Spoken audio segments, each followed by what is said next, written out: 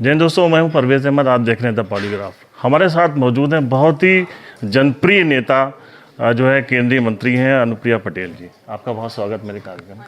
Ma'am, आप अमूमन होता है कि नेता जो होते हैं वो कार्यक्रम में लेट पहुंचते हैं।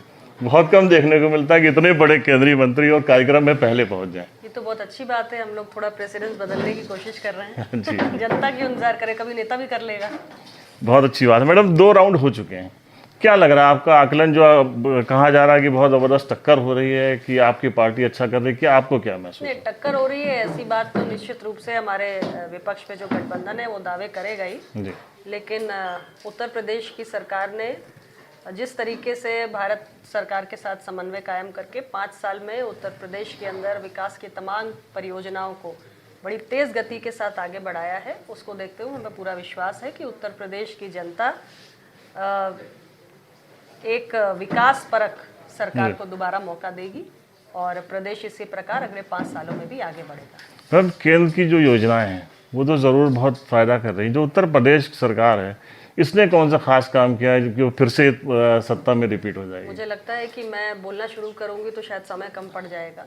आप एक एक करके देखिए उत्तर प्रदेश में जिस तरीके से भारत सरकार की योजनाएं पहुंची, पहले मैं उसी की चर्चा कर लेती हूँ। मेरा ये मानना है कि गरीब कल्याण के प्रति माननीय प्रधानमंत्री जी की एक होलिस्टिक अप्रोच रही है और इसलिए जब योजनाएं लागू होनी शुरू हुई तो हमने गरीब की मूलभूत सभी आवश्यकताओं को ध्यान में रखकर योजनाएं बनाई। आज देखिए कि जब हम एक गरीब का घर बनाते हैं तो हम उस घर में सिर्फ ये सुनिश्चित नहीं करते हैं कि हमने 4 दीवारी का एक कमरा खड़ा कर दिया, बल्कि हम उसमें ये भी सुनिश्चित करते हैं कि भाई एक घर में इंसान को बिजली का कनेक्शन भी चाहिए तो हम सौभाग्य योजना लेकर आए। हम ये भी सुनिश्चित करते हैं कि भाई घर है तो खाना भी पकेगा, तो हमारे गृह लक्ष्मी के लिए एक स्वच्छ ईंधन के जरिए बेहतर जीवन की व्यवस्था हो तो हम उज्ज्वला का गैस सिलेंडर भी लेकर आए।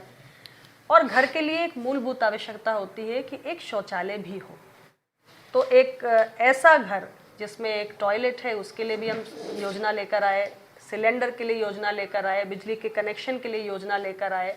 जो बेघर थे उनको हमने घर देते हुए ये भी इंश्योर किया कि उनका बैंक में खाता भी हो, और उनके सेहत की चिंता की तो हम आयुष्मान भारत का 5 लाख का स्वास्थ्य बीमा भी लेकर आए। ये तो हो गई गरीब की बात। हमने किसानों की चिंता की, जो हमारी फसल बीमा योजना थी उसको एक नए स्वरूप में हमने तैयार करके किसानों के लिए लेकर आए।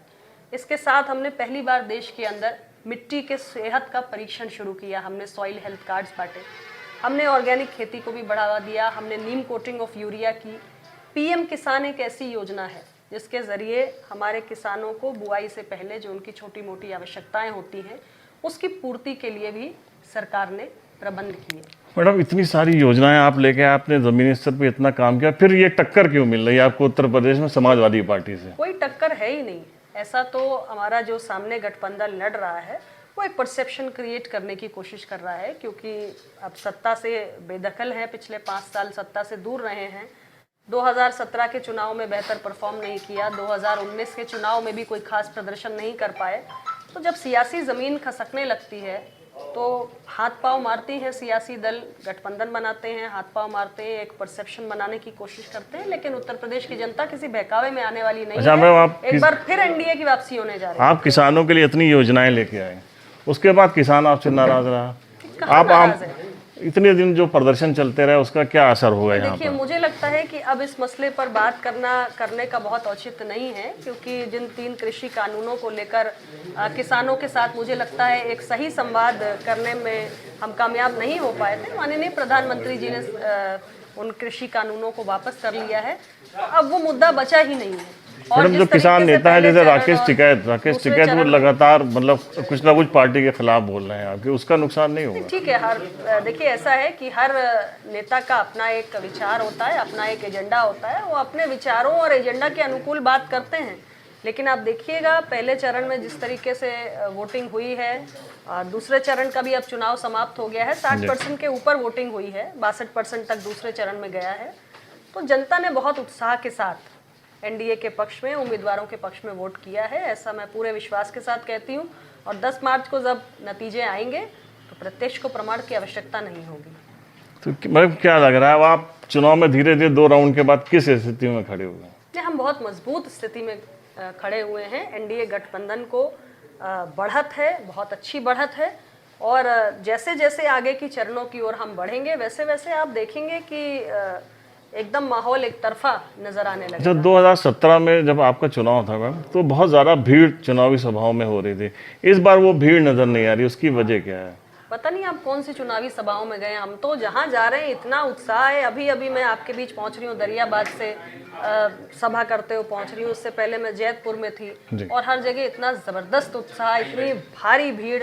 नहीं, ये उत्साह हो सकता है अनुप्रिया पटेल जी के लिए हो रहा हो, वो बहुत पॉपुलर अनुप्रिया नेता। पटेल तो एनडीए गठबंधन की नेता है, तो यानी हमारे गठबंधन के लिए उत्साह है ना, इसीलिए लोग उमड़ कर आ रहे हैं इतनी भारी मात्रा में। आपके एक परिवार के लोग दूसरी पार्टी से लड़ रहे हैं और वो बड़े दावे कर रहे हैं कि वो भी बड़े मजबूती से उप मुख्यमंत्री के खिलाफ लड़ रहे हैं। राजनीति में ऐसा होता है, परिवार के अलग अलग सदस्य, ऐसे बहुत उदाहरण हैं।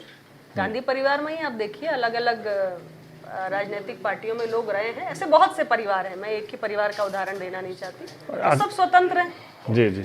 अखिलेश जी लगातार हमला बोल रहे हैं भारतीय जनता पार्टी के ऊपर, और वो कह रहे हैं कि एकदम सफाया हो रहा है, जहाँ जहाँ चुनाव हो रहा है वहाँ साफ होती जा रही है। अब अखिलेश जी एनडीए गठबंधन को फूलों की माला तो नहीं पहनाएंगे, उन्हें सत्ता में वापसी करनी है जी। तो उन्हें तो आरोपों की झड़ी लगानी ही होगी।